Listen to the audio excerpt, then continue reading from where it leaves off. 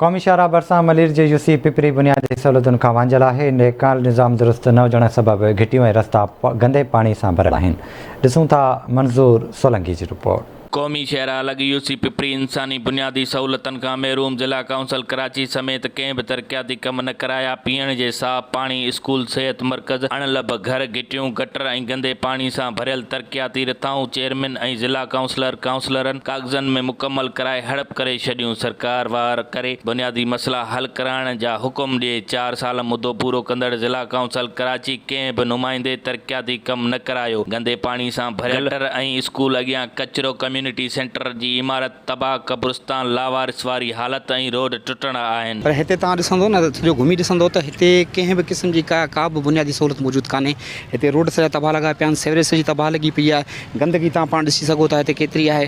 हिन सॼे इलाइक़े में पिपरी में सिर्फ़ु हिकिड़ो वाहिद सेकेंडरी स्कूल आहे जिते ही पहिरीं ग्राउंड हो क्रिकेट जो वाहिद पूरे इलाइक़े जो, जिते हाणे कॉलेज तयारु कयो वियो आहे। पर कॉलेज खे बि इंतिज़ामिया जी बेहिसी जे करे ऐं हुकुमरान जी बेहिसी जे करे लॻभॻि 12 साल थी चुका आहिनि, पर अञा बि हुनजी तामीरात तव्हां ॾिसी सघो था पोइ हिते जेको हले बि। हितां जूं जेके नियाणियूं आहिनि हितां खां परायनि इलाइक़नि में परे परे ताईं कॉलेजनि में वञनि थियूं, पर हिते अहिड़े क़िस्म जो को बि कॉलेज मौजूदु कोन्हे। छोकिरनि जो स्कूल आहे, हेॾां सरकारी डिस्पेंसरी आहे जिते सिहत जे हवाले सां मरीज़ ईंदा आहिनि। हीअ कंडीशन आहे, एॾो किचिरो गंद आहे।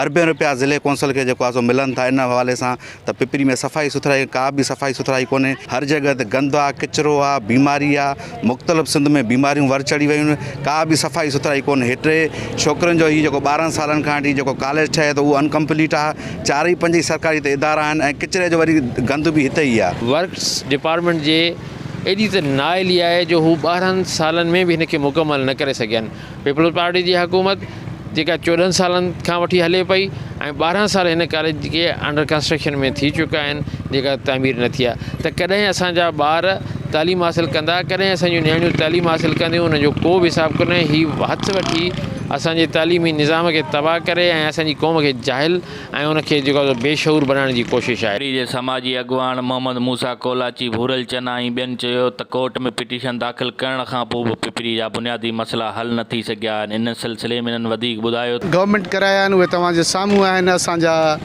हीअ जेके रोड रस्ता आहिनि उहे तबाह आहिनि, उहे खंडर जो ॾेख ॾियनि था। जॾहिं त अरबे रुपयनि जी बजट आहे डिस्ट्रिक्ट काउंसिल कराची वटि, 3.5 अरब रुपए जी बजट आहे। ख़बर न आहे अलाए किथे ख़र्च थिए थी।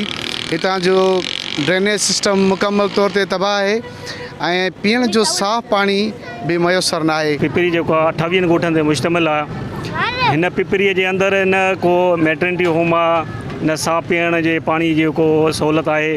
कुझु टाइम अॻ में हिते जेको आहे सो 2 प्लांट हया विया जंहिं ते करोड़ रुपए जा जेका ख़र्च करण जे बावजूद बि हिन वक़्तु नाकारा आहिनि। का बि जेका उन में कंहिं बि माण्हू खे का बि सहूलियत न मिली आहे। 50 लख रुपया मंज़ूर कया विया हुया DMC जो तरफ़ां।